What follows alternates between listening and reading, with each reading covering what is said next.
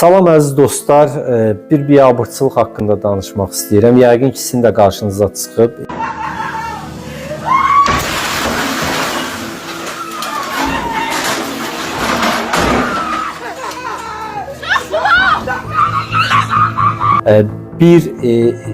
Belə deyək, qanun bilməyən, hüquq bilməyən, dövlət saymayan, vətəndaş saymayan bir tikinti şirkəti Yasamal Alatava ərazisində, mən heç bilmirəm o tikinti şirkətinin adı nədir, fəaliyyəti nədir, kimindir, hansı oliqarxındır, hansı məmurundur, hansı öz başına bir biznesmenin də xəbərim də yoxdur. Amma bu nə biabırçılıqdır? İnsanların başına, evlərini başına uçurdurlar. Yəni insanlar evində oturub traktorun çömçəsi girir evə və evi dağıdır. Bu nə biabırçılıqdır? Bu nə hüquqsuzluqdur? Bu nə qanunsuzluqdur? Bu nə rəzalətdir? Bura dağ başıdır, bura haradır? Bura Azərbaycandır, bura dövlətdir, bura hüquqi dövlətdir. Buranın konstitusiyası var, qanunları var, hüququ var, vətəndaşı var. Siz harada yaşayırsınız? Nə yeyirsiniz? Nə içirsiniz? Bu nə öz başınalıqdır. Yəni bu deməkdir ki, sabah istənilən adamın gələrəm, traktoru diriyərəm, evini başını uçurdaram. Mənim buradan xoşum gəlib, daim də nə bilim vəzifədədir, özümün də pulum var, özüm də MTK rəhbəriyəm, evi başınıza uçurdaram, buradan 16 mərtəbə, 20 mərtəbə, 25 mərtəbə göbələk kimi ev tikib istədiyim baha qiymətə də sizə sataram. Bu nə biabırçı, bu nə rəzalətdir? Hanı bu dövlətin hüquq mühafizə orqanları? Prokurorluq harada baxır? Hüquq mühafizə orqanları hara baxır? Fövqəladə Hallar Nazirliyi hara baxır? Özgə vaxtı iki daşı üst-üstə qoyanda icra hakimiyyətindən gəlirlər, Fövqəladə Hallar Nazirliyindən gəlirlər, Azərsudan gəlirlər, Azərişıqdan gəlirlər. Yəni dövlətin bir qurumu qalmır ki, gəlib deməsin ki, sən burada tikinti edirsən, pəncərənin yönünü dəyişirsən, iki dənə daş üstə qoymusan.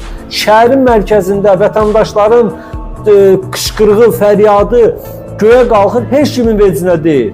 Və traktor elə rahatlıqla dağıdır ki, elə bir arxayınçiliklə dağıdır ki, baxın, burada prokurorluğa səslənirəm mən. Burada mən çaşıb bir söz desəm, haqqımda 3 dənə cinayət işi açarsınız.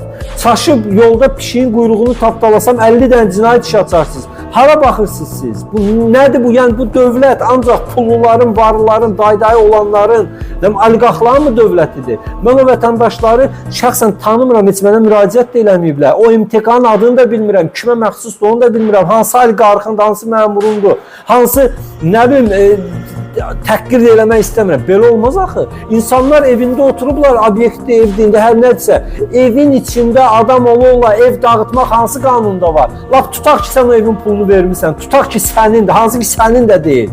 Sən insanlarla razılaşdırmamış, eləməmiş, sən pul qazanacaqsan deyə insanlar küçələrdə yaşamalıdır.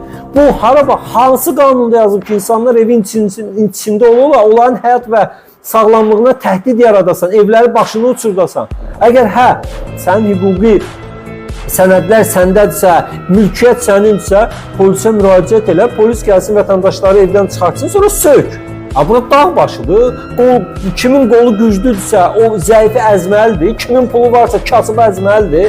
Belə hüquqsuzluq olmaz. Bura dövlətdir, Azərbaycan Respublikasıdır, heç kimin şəxsi mülkiyyəti deyil bura. Kim olur olsun. Baxın, mən bilmirəm o MTK-nın adı nədir. İndi xəbər portallarında yayılıb, amma MTK-nın adı verilmir. Bu da ikinci bir sualdır ki, niyə MTK-nın adını yazmırsın? Kimə məxsusdur, niyə yazmırsın? O xanımların harayı orada sizə heç mi yəni vicdanınıza toxunmur? Hər birimizin başına gələ biləcək hadisələrdir. O xanımlar hər birimizin anamız, bacımız, xalamız qızı, nənəmiz, bibimiz ola bilər. Yəni bu nədir? Bu gün bunlara sava bizə. Mən buradan Respublika prokurorluğuna bir partiya rəhbəri kimi, Azərbaycan Respublikasında fəaliyyət göstərən bir partiya rəhbəri kimi səsləniş edirəm, çağırış edirəm. Dərhal o şəxslər tapılmalıdır, onlar barədə cinayət işi açılmalıdır. Həm MTK-nın rəhbərliyi barədə, həm də o traktorun sükanı arxasında oturan fərqi yoxdur. İndi deyəcəklər, onun nə günahı var? Necə nə günahı var?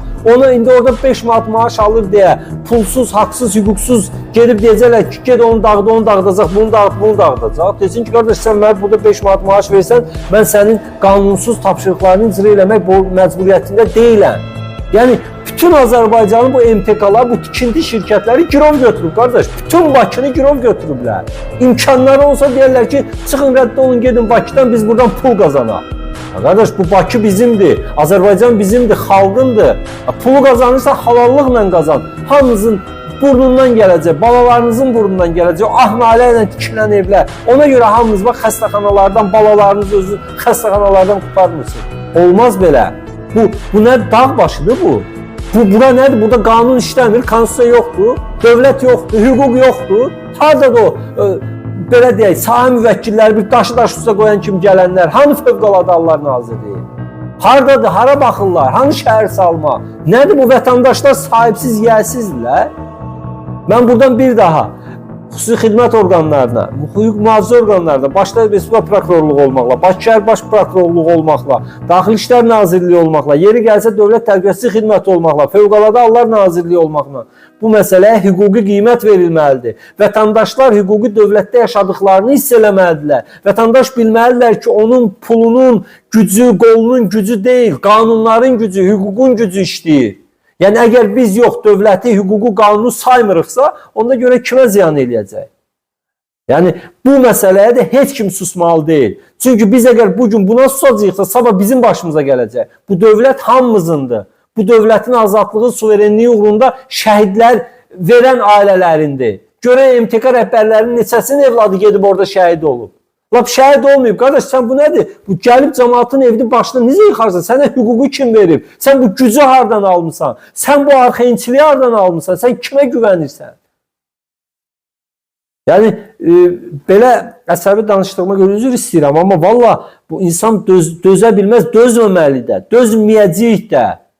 Biz sona qədər bu məsələnin üzərində duracaq. Əgər Respublika Prokurorluğu və aidiyyatı qurumlar aidiyyatı işlər görməsə, biz onlar barədə də aidiyyatı qurumlara şikayətlərimizi yazacağıq. Vətəndaş sahibsiz deyil, vətəndaş yiyəsiz deyil. Bu vətəndaşın sahibi dövlətdir, dövlət, oliqarxlar deyil, para babaları deyil, papanın gül babaları deyil. Təşəkkür edirəm, sağ olun, özünüzdən müğayət olun, mümkündürsə əgər.